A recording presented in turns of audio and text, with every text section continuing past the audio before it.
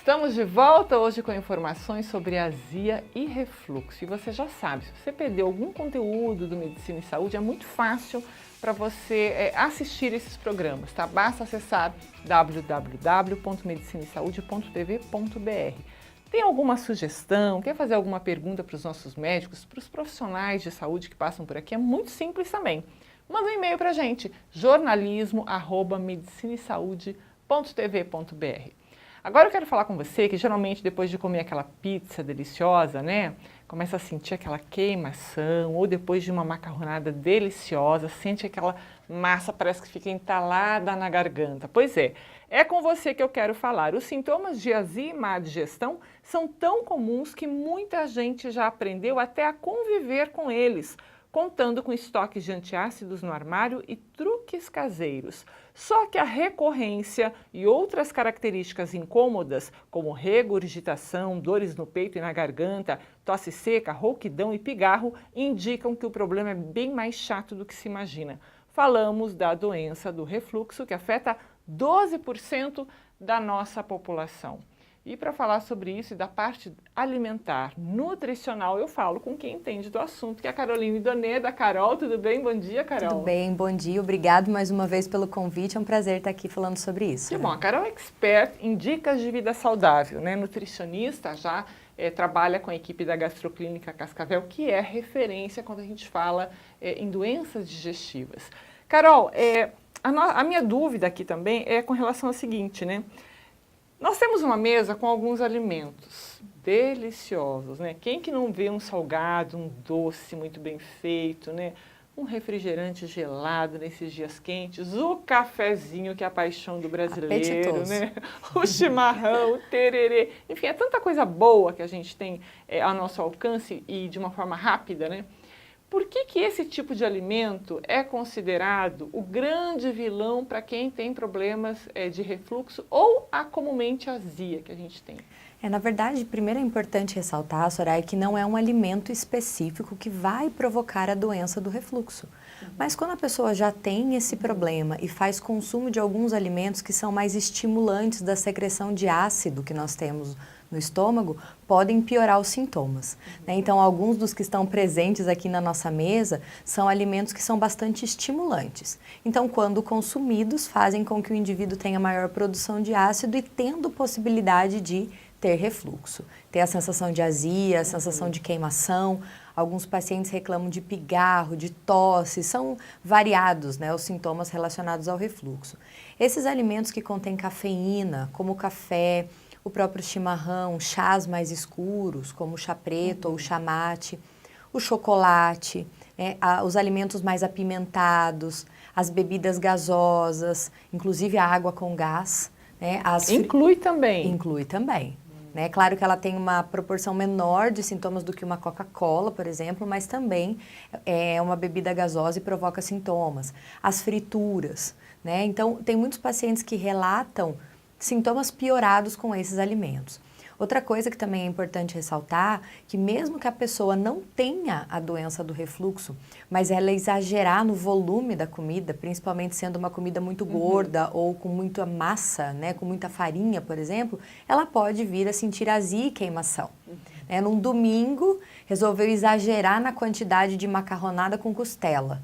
Mesmo que ela não tenha doença do refluxo, ela pode vir a ter refluxo pontual, pelo exagero. Então, o volume de comida também interfere nos sintomas. Essa questão. Carol, existe algum tipo de alimento que a gente possa chamar de anti-refluxo ou que ajude em minimizar, talvez, essa azia, ou isso não é real? Isso é uma dificuldade recorrente que a gente tem na orientação do consultório, porque alguns pacientes relatam, eu tenho muita azia, mas quando eu como batata melhora, ou quando eu tomo um copo de leite melhora. E, na verdade, esse alimento ele não melhora o refluxo, ele não é solução. Não existe um alimento específico que melhore o refluxo. Tá? Ele pode amenizar um pouco o sintoma pela questão do pH dele, ser um pH diferenciado, né? Mas não chega a ser um alimento que previne ou que trata. É importante ressaltar aqui que o refluxo tem uma relação muito direta com a parte alimentar e com a forma que se come. Então, como eu disse aqui na sua primeira pergunta, não é um alimento específico que vai provocar o refluxo, e sim a nossa forma de se alimentar, né? A nossa conduta. Então, vamos dar alguns exemplos aqui. Se você em casa se encaixar em algum deles, já comece a se cuidar.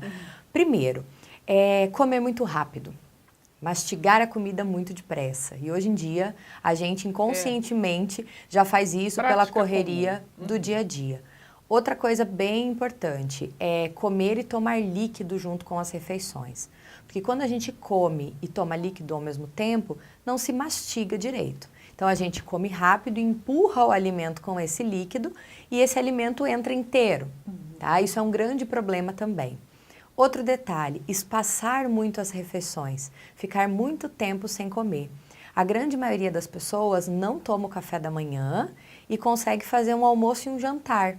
Então tem 4, às vezes até 5 horas de intervalo entre as refeições.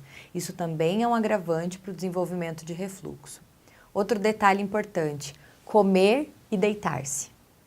Então, a grande maioria das pessoas, no fim do dia, muito cansados, né, chegam em casa, fazem um lanche e deitam no sofá para assistir uma série, para aproveitar com a família.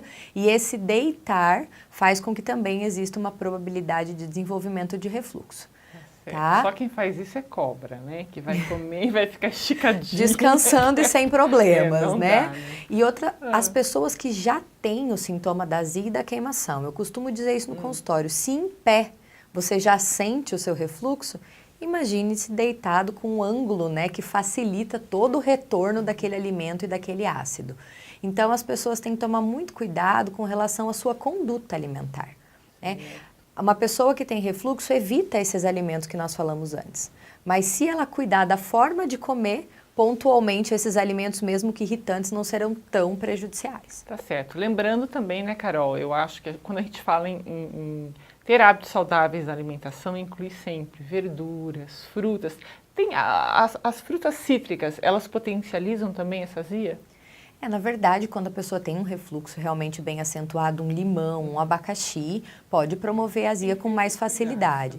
Então, são cuidados que devem ser tomados. Eu acho que a grande dificuldade das pessoas é que imaginam um tratamento só medicamentoso, né? E o medicamento, ele acaba escondendo os sintomas, não que necessariamente o problema foi resolvido.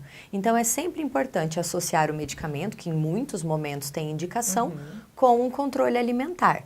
Porque assim que finalizar a prescrição médica do medicamento, aquele sintoma vai continuar porque o problema era alimentar. É verdade. Então, nós precisamos resolver a base do problema para que depois consigamos ficar livres do medicamento, né?